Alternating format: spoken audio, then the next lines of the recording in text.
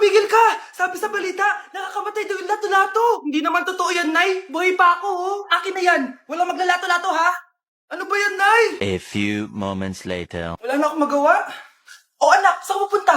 Lalabas lang po ako, Nay. Bawal ka lumabas, anak. Sabi sa Facebook, marami daw nangingitap ngayon. Di totoo yan. Pumasok ka sa loob. Bawal na maglato-lato, bawal pa lumabas. Ano na lang gagawin ko? Init. Anak, wag mo bubuksan yan! Bakit na naman, Nay? Sabi sa Facebook, sumasabog na daw yung mga electric fan ngayon. Nakakatakot nga. Ang init-init, Nay. Magtiis ka muna. Ang init-init. Nakakainis. Maniwala lang tayo kung ano yung nasa Facebook. Utu-utu ka pala, Nay, ha? Humanda ka. Nay, sabi dito, siswertihin ka daw. Talaga, anak? Pero sabi dito, kailangan mo muna daw ako bigyan ng pera. Oo, ito, mag-withdraw ka, kahit magkano. Siswertihin na ako. Tapos sabi sa balita, gaganda ka daw kapag binigyan mo ako ng bagong cellphone. Gaganda ako? Oo, ito, bagong cellphone. Sa'yo na yan. Ang dali mo lang pala utuin, Nay. Marami pa ako ipapabili sa'yo. Ma'am, parang wala po ata sa lesson natin yung number 5. Ay, wala ba? O sige, bonus na lang yan. Thank you, ma'am. Ma'am, wala po ata sa lesson natin yung number 5. Oh, ano gagawin ko? Puro ko kasi daldalan, kaya di mo alam. No, favoritism si ma'am. May sinasabi ka? Ay, wala po. A few moments later. So, ganun lang siya kadali. Ma'am, pwede po ako pa-excuse? Sumasakit po yung puson ko eh. Sige, punta na lang sa clinic. May gamot doon. Sige po, ma'am. Nagets niya ba, class? Ma'am, excuse po. Sumasakit po yung puson ko. Ang arte mo naman. Onting sakit lang. Excuse agad. Kapag di maganda, wag na mag-inarte. Kala mo naman ang ganda ni ma'am. Hello po, ma'am. Sorry po, absent ako kahapon. Nagkalagnat po kasi ako eh. Ganun ba? Sige, excuse na lang kita. Sige po, ma'am. Thank you po. Ma'am, excuse po. Nilagnat po kasi ako kahapon kaya di po ako nakapasok. Naku, tigilan mo ako ha. Walang isang araw na lagnat. Ang sabihin mo, tamad ka pumasok. Ikaw nga, palagi ka nga di pumapasok eh. Anong sabi mo? Totoo naman, ma'am. May favoritism ka. Susumbong kita sa principal. Maniniwala ba ang principal sa'yo? Wala ka namang ebidensya. Anak, mag-e-exam tayo mamaya ha. Dapat mas mataas grades mo kay Scarlett. Oo naman, Nay. Mas magaling naman ako sa kanya. Anak ni Ma'am si Samantha. Eto yung mga sagot mamaya sa exam. Perfect mo yan. Sige na, Nay. Baka may makakita pa sa atin. Humanda kayong dalawa sa principal. Tapos na yung maliligayang araw nyo.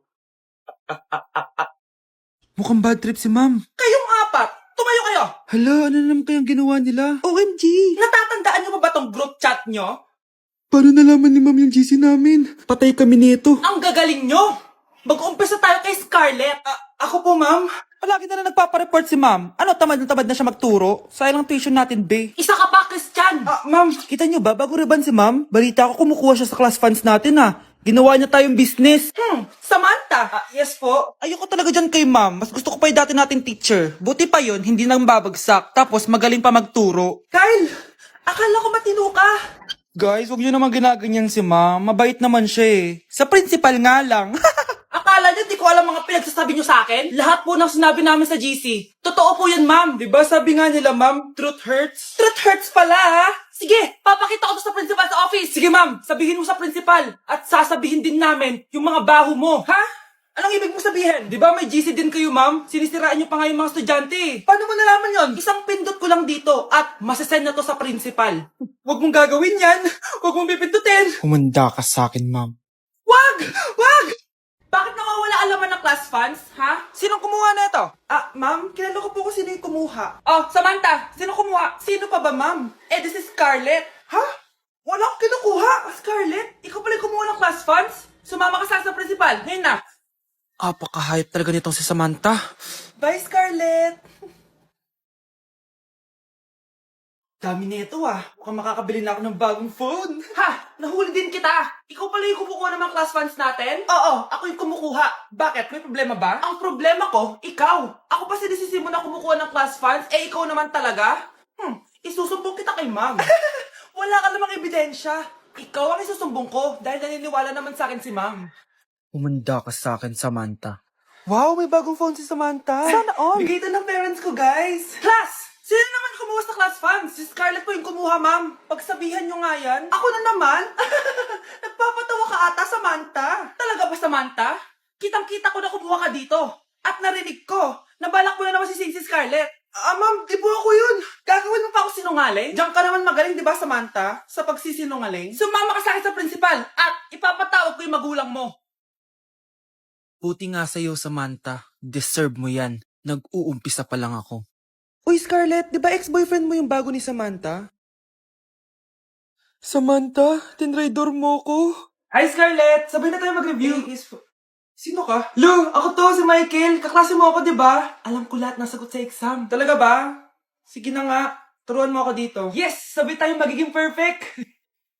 Uy, sarap niyan na. Oh, mag-isa ka lang? Oo. Wala naman akong kaibigan dito eh. Ako, pwede ba ako maging friend? Boyfriend. Ha? Ayan ka na naman eh. Joke lang, ito naman. Kain na nga tayo.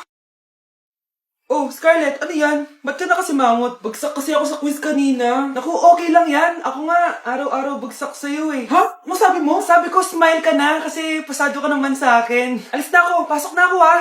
Baliw! Ay, umuulan pa! Ang mga gamit ko! Ayan, di ka kasi nagdadala ng payong. Pag ikaw nagkasakit ha, salamat ka, nandito ako. Michael, ba't nandito ka pa? Hatid na kita sa bahay niyo, baka mapano ka pa. Gusto ko safe ka makauwi. Lo, sige na nga. Go na, Scarlett? Michael? Ship ko kayo. You may kiss the bride. Mag-kiss na Baka kayo. kaya, anong kiss? Lu, parang di gusto. Dalian nyo, nakis mo na sa noo. Humanda ka, Scarlett. Tapos na yung maliligayang araw mo. Hi, Bes! Uy, Bes! Boyfriend ko nga pala, Michael, si Samantha, best friend ko. Hello, Samantha. Nice to meet you. Hi, Michael. Ako nga pala si Samantha. Una na kami, Bes, ha? Bye-bye. Masaya naman kami dati. Inagaw lang siya ni Samantha. Yung best friend ko pa. Paano yung step na yun? 1. Ha? Oh, Scarlett, anong ginagawa mo? Nay, nagpa-practice po ako. Pangarap ko po kasi sumikat parang mga K-pop. Seryoso ka ba, Scarlett? Sa ganyang itsura mo? Manalamin ka nga. Grabe ka naman, Nay. K-pop. Okay, class. Ano ang pangarap niyo sa buhay? Ma'am, gusto ko po maging doktor. Wow, maganda yan. Pagbutihan mo, Samantha. Ikaw, Scarlett. Pangarap ko pong sumikat parang mga K-pop. Seryoso ba si Scarlett? Sa itsura mong yan, hindi ka tatanggapin dun, Scarlett. Gumising ka. Tandaan niya to. Kakainin niya yung mga sinabi niya sa akin. Matutupad ko lahat ng pangarap ko sa tulong ng vitamin C serum ng Garnier. Gawin mo akong fresh at glowing. #hiyangcheck. Sa wakas, matutupad na yung pangarap mong glow up. Humanda kayo. Mare, yung anak mo, nagpa-perform sa TV. Talaga ba, Mare? Ako ay torpe pa noon, pero nagbago na ngayon. Now I have the courage. Sikat na yung anak ko! I have you. Ikaw at ako under the sun. I'm going now that I found the one. Kaniya'y ba't ngayon pa lang? Skin ko ay hiyang na hiyang. Ikaw at ako, we're gonna shine. Nothing can stop us, it's our time. Ready to show that you're the one. Skin ko ay hiyang na hiyang. Go and find your Garnier. Okay, class. Last 5 minutes. Hirap naman nito. Be, ano sagot sa number 10? Huwag ka mong sa akin, Samantha. Mapapagalitan tayo kay ma'am. Tamot mo naman. Ayaw mo akong pakopyahin, ha? Bilisan nyo, class. 1 minute na lang. Ma'am, nangangopya po si Scarlett sa akin, no? Apakasinungaling mo, Samantha. May nangangopya pala dito. Bagsak ka na sa akin, Scarlett. Apakasama talaga ng ugali mo, Samantha. Nay! O anak, anyari sa'yo? Binagsak ako ng teacher ko. Naniwala kasi siya kay Samantha na nangopya daw ako. Totoo ba yun, Scarlett? Hindi, Nay. Siya talaga yung nangopya sa akin. Walang iya yan Humanda siya sa akin. Tara, anak. A few moments later. Ma'am, bakit niyo po kami pinatawag dito? Kasi yung anak mo, sinungaling. Siya naman talaga yung nangopya kay Scarlett eh. Hindi po totoo yan. Para malaman natin kung sino nagsasabi ng totoo sa inyong dalawa, mag-quiz na lang kayo ulit. Patay ako nito. Humanda ka ng mapahiya, Samantha. Okay, time's up. Pass your papers. Scarlett, naka-perfect ka. Yes, talino talaga ng anak ko. Samantha, wala kang tamang sagot. Ikaw talaga ang totoong nangungopya. Nakakahiya ka, Samantha. Humanda ka sa akin sa bahay. Tara! Huwag po, Nay. Ang makakasagot nito may plus point sa akin. What is 2 times 2? Ma'am ako, ma'am. Wala bang gustong sumagot? Ma'am, alam ko po yung sagot. 2 times 2. Ma'am. Okay, Samantha. 2 times 2 is 4. Very good. May plus 5 ka sa akin.